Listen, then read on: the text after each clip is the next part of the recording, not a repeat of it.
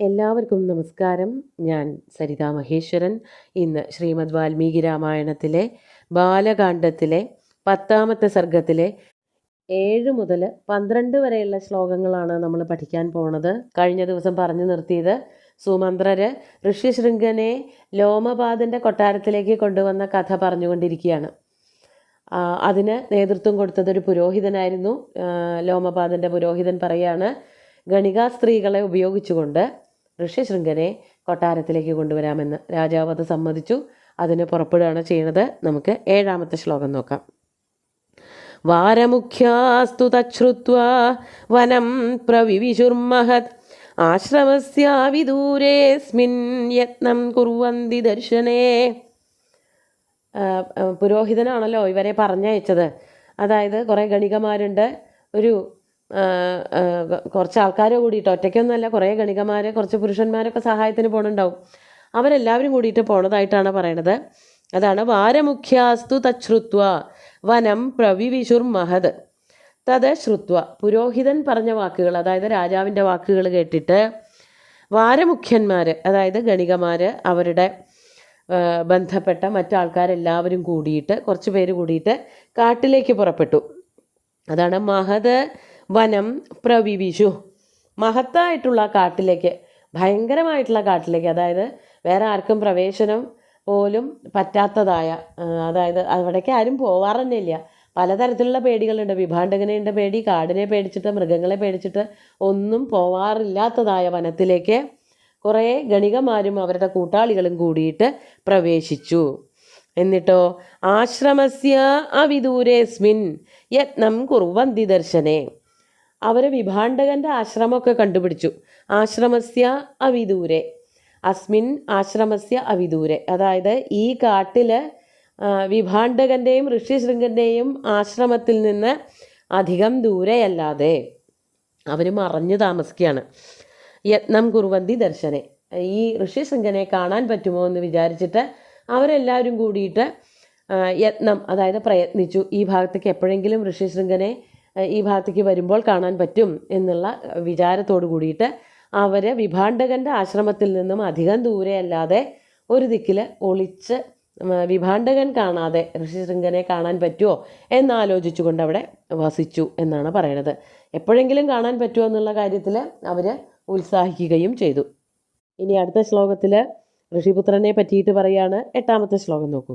ഋഷേഃ പുത്രസ്യ ധീരസ്യ നിത്യമാശ്രമവാസിന പിതുസ്സ നിത്യസന്തുഷ്ടോ നാദിചക്രാമജാശ്രമാത്. ആ ഋഷിപുത്രൻ്റെ കാര്യം എന്താണെന്നോ അതെടുത്ത് പറയാണ്. ഋഷേഹ പുത്രസ്യ, ഋഷിയുടെ പുത്രൻ എങ്ങനെയുള്ള ആളായിരുന്നു?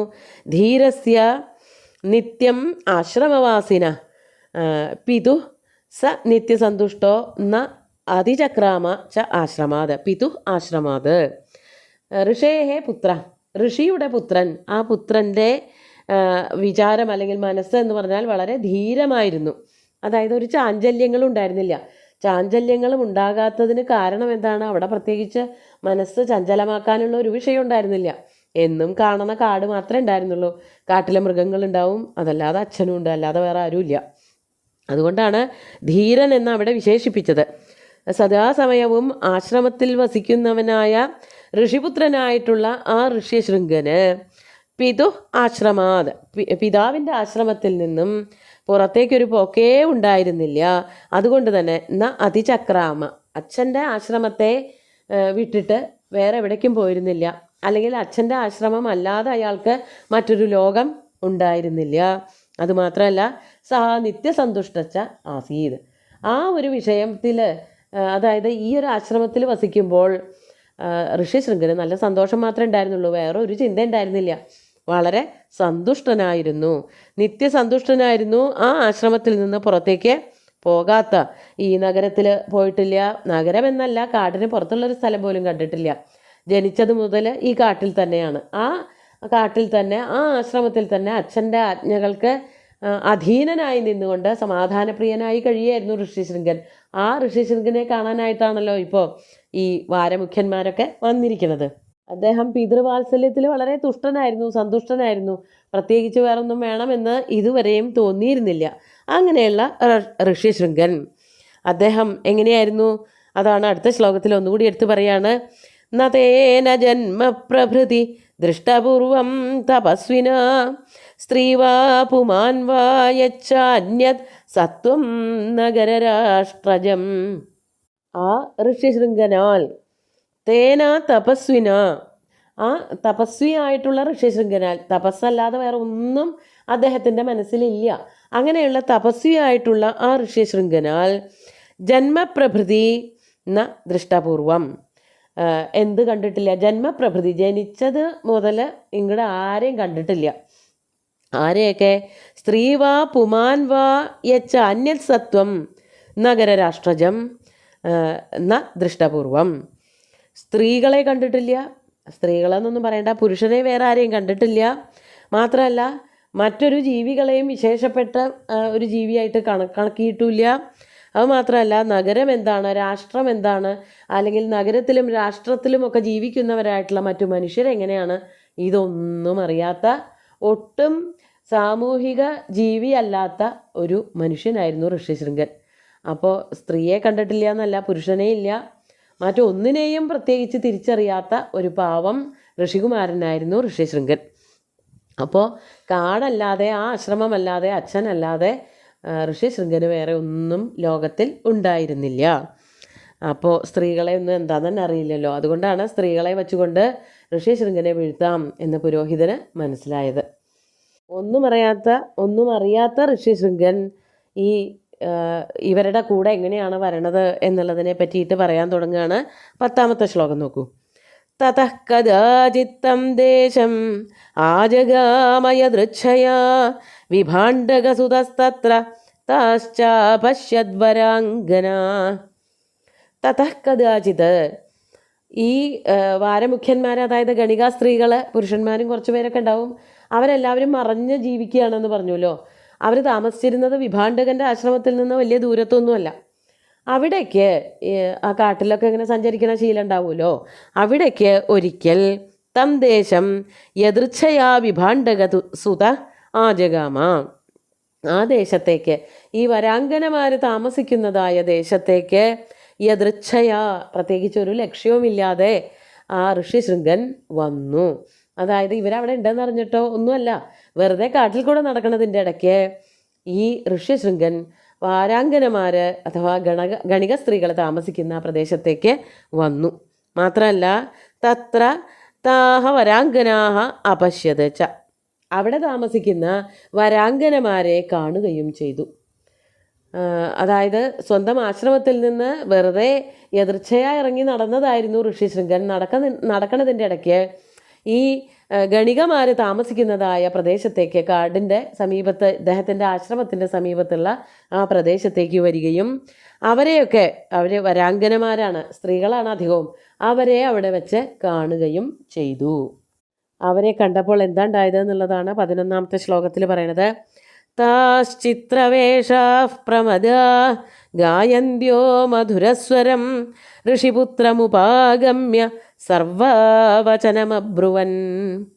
അവരൊക്കെ അതിസുന്ദരിമാരായിരുന്നു. നമ്മൾ കഴിഞ്ഞ ദിവസം പറഞ്ഞു, അവർ നല്ല വേഷങ്ങൾ, വസ്ത്രങ്ങൾ, കാണാൻ സുന്ദരിമാർ, അങ്ങനെയൊക്കെയുള്ള ഗണികമാരായിരുന്നു. അങ്ങനെയുള്ളവരെ തിരഞ്ഞെടുത്തിട്ടാണ് ഈ ഋഷ്യശൃംഖനെ ആകർഷിക്കാൻ വേണ്ടിയിട്ട് കാട്ടിലേക്ക് പറഞ്ഞയച്ചിരിക്കുന്നത്. അവരുടെ അടുത്തേക്കാണ് ഋഷ്യശൃംഖൻ വന്നെത്തിയത്.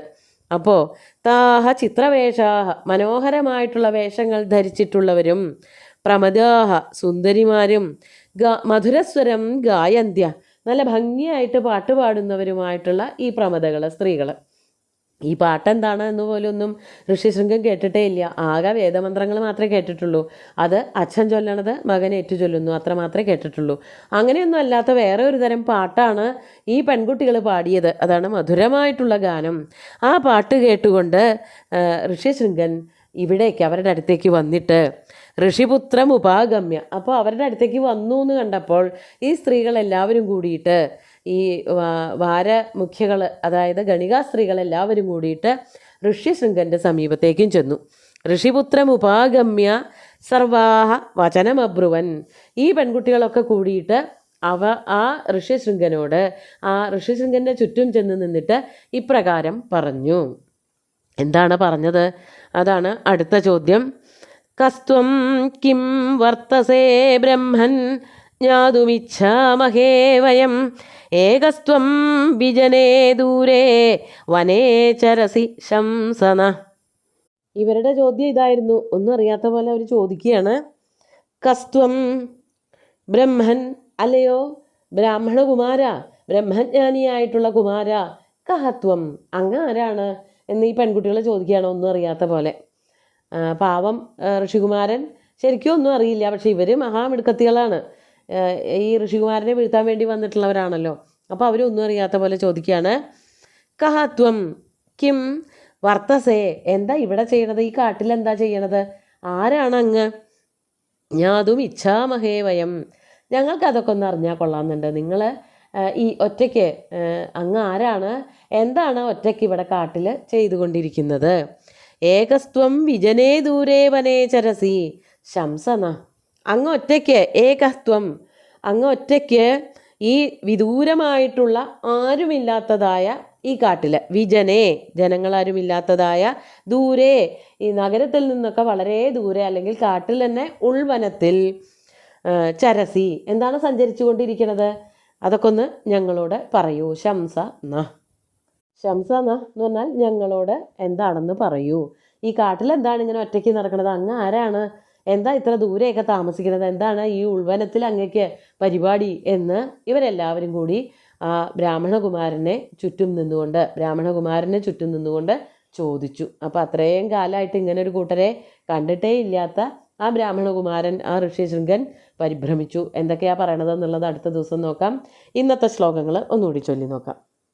വാരമുഖ്യാസ്തു തശ്രുത്വാ വനം പ്രവിവിശുർമഹത് ആശ്രമസ്യാവിദൂരേസ്മിൻ യത്നം കുർവന്തി ദർശനേ ഋഷേഃ പുത്രസ്യ ധീരസ്യ നിത്യമാശ്രമവാസിനഃ പിതുഃ സ നിത്യസന്തുഷ്ടോ നാതിചക്രാമചാശ്രമാത് ന തേന ജന്മ പ്രഭൃതി ദൃഷ്ടപൂർവം തപസ്വിനാ സ്ത്രീ വാ പുമാൻ വാ യച്ഛാന്യത് സത്വം നഗരരാഷ്ട്രജം തതഃ കദാചിത്തം ദേശമാജഗാമയദൃച്ഛയാ വിഭാണ്ഡകസുതസ്തത്ര താശ്ചാപശ്യദ്വരാംഗനാ താശ്ചിത്രവേഷാഃ പ്രമദാ ഗായന്ത്യോ മധുരസ്വരം ഋഷിപുത്രമുപാഗമ്യ സർവാവചനമബ്രുവൻ കസ്ത്വം കിം വർത്തസേ ബ്രഹ്മൻ ജ്ഞാതുമിച്ഛാമഹേ വയം ഏകസ്ത്വം വിജനേ ദൂരേ വനേ ചരസി ശംസന.